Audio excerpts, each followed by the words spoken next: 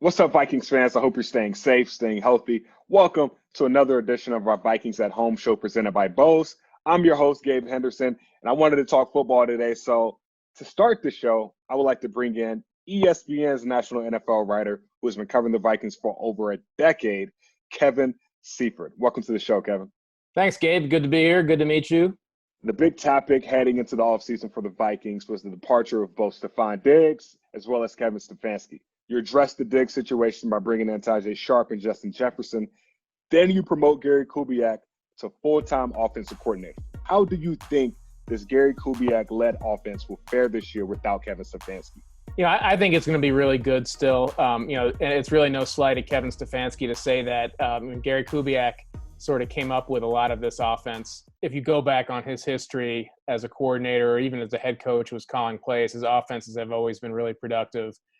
Especially when they're sort of situated like the Vikings offense is, with a strong running back, good tight ends, and a quarterback who can get outside the pocket on the bootlegs and that sort of play, those sort of plays. And so I really think that they have every chance to be just as good and quite possibly better in sort of the year two of the scheme when they get back for 2020.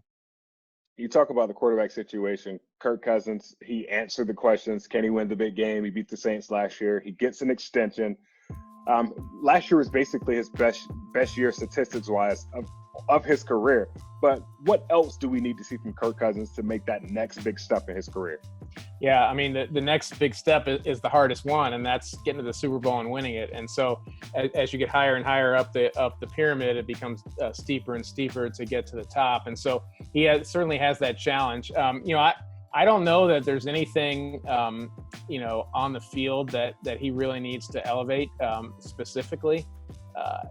If they had won that Saints game in some other way, if they had, if Dalvin Cook had ripped off an 80-yard run and they had won and we hadn't seen the way Kirk Cousins took over in the overtime, especially with a throw to Thielen and then to Rudolph, then maybe we'd say, well, let's see him lead, if he can lead a team to a win in the playoffs. But really, he's shown us that, from a mentality standpoint and from a physical standpoint, that he can do all of the things that need to be done to win a Super Bowl. And really, it would just be about doing it a little bit more often. Not having games like that occurred in the beginning of last year against the Bears and the Packers, and just playing at that high level for a full 16 or soon to be 17 games, and then getting through the playoffs as well. And so it's a final step. It's the most difficult step there is, but that would be the final step we'd want to see from him. Would you still consider DANIELLE Hunter underrated? I mean, 29 sacks in the last two seasons. Yeah. I feel like he still doesn't get that credit that he deserves. Yeah, I think he's the most overrated, underrated player in the NFL, if that's the best way to put it. Every time we do a list of who are the most underrated players, or what's the list of people nobody's ever talking about, DANIELLE Hunter is always at the top. So at some point, by default, we're talking about him by talking about how often he's not talked about, I guess. And so that's a long way of saying that, I think that if people are not aware of how good he is, then they're just not paying attention well enough. I know his personality is not like some of the other pass rushers currently in the NFL and historically in the NFL that really kind of draw attention and make news. And he's sort of the opposite of that. So we never really hear him publicly saying much that would draw attention to himself one way or the other, or doing things off the field that would draw attention to himself. So maybe that's why some people have not noticed him, but I think any serious football fan or football analyst who's watching the game knows just how good he is. Who would you say is another underrated guy on this roster, on this Vikings roster, that fans should keep an eye on this season? I don't know if he'd be underrated for Vikings fans who probably were excited, but just from a national perspective, Irv Smith, a tight end, for a couple reasons. One, it always he's a rookie, so last year, and so at the very beginning, he's not necessarily drawing a lot of attention, and Kyle Rudolph is having a great year on the field as well as a veteran, and even towards the end of the year especially. But you look at we talked about the Gary Kubiak offense earlier, and you look at it, and there's always high production, not just from one tight end, but often from two. And so if there's a guy who isn't really being talked a lot about nationally, especially on this roster that's in position to really kind of explode onto the scene. I think he would be the first guy that I would think of, Irv Smith. When you sign 2 first-rounders like we did this past year's draft, you expect them to come in and make an immediate impact. Justin Jefferson, Jeff Gladney, guys I'm talking about. How realistic should those expectations be, though? I mean, you have to look at the history, especially for Gladney as a DB.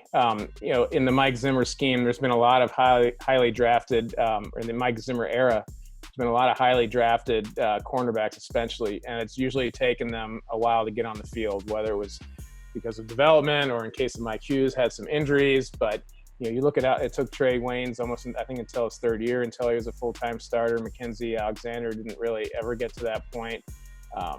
And Mike Hughes, I think maybe it'll happen for him this year. We'll have to see, but it takes a while. So you say, like, you draft Gladney, number one in the first round, and you say, well, obviously he's going to be a major contributor, and he probably will. But in terms of being on the field all the time, I think you have to look at the history, and that it usually takes a while under Mike Zimmer for that to happen. Receiver, I think Jefferson's got a great chance to be an immediate impact guy. There was a time when we would always say, well, receiver is a position you can never, be 1,000-yard type, 70 to 80 catch type guy as a rookie. But I think there's a lot of agreement that he was one of the most pro-ready receivers out there in the draft. So that gives him a leg up. And 2, there's the opportunity, as you mentioned at the top with Stephon Diggs moving on, there's certainly that opportunity. So I could see it for him for sure. But in terms of Gladney, it would certainly go against the recent precedent if he can be a, every down contributor right away. A guy like you that's, made a living writing, but also made a living, being very analytical on NFL rules and how rules changes and how they affect certain teams. Of course, this new CBA that comes into effect this year, and I guess the major impacts are going to start in 2021. But speaking of, just immediate impacts of this new CBA deal, do you think there are any rules this year that will benefit the Vikings of some sort? Well, and I don't mean this as a backslap, but the extended playoff format is good for everybody. We've all seen teams that were 100% playoff caliber teams, playoff quality type teams who, for whatever reason, there were some injuries and they lost some games they shouldn't have, and all of a sudden they're fighting and they're on their way to 9-7 or 10-6, and they're going to be not going to make the playoffs. That's going to be much less likely now. And you look at the strength of the NFC North and the NFC in general, and you say it's not out of the question that the Vikings could be in that spot where, pretty good team, veteran quarterback, coach has been there a long time. They should have themselves together. But, lots of things can happen over the course of a year. And if they're at that, approaching that 9-7, 10-6 type position, and you're getting to the end of the year and you have that extra playoff spot, that's huge. And so I think to the extent that it will help anybody, it'll help the Vikings as well, and something that everybody across the league should be, in my opinion, happy about. We all know Dalvin Cook's importance to this Minnesota Vikings team. What are your thoughts on this entire situation that's going on? Yeah, I mean, he is in a position that you could have guessed he would be in the moment he was drafted. And that draft class he was in with so many great running backs that were taken after the first round, which meant that they'd have a 4-year contract and eligible for a new extension after 3 and eligible for free agency after 4. You knew this was where it was going to be. And he's not going to be the only one who's in this position where he's earned a better contract. He's earned more money. He's a central figure in the offense, a lot like Alvin Kamara is, in New Orleans, and you can just go on down the line in terms of other running backs from that draft.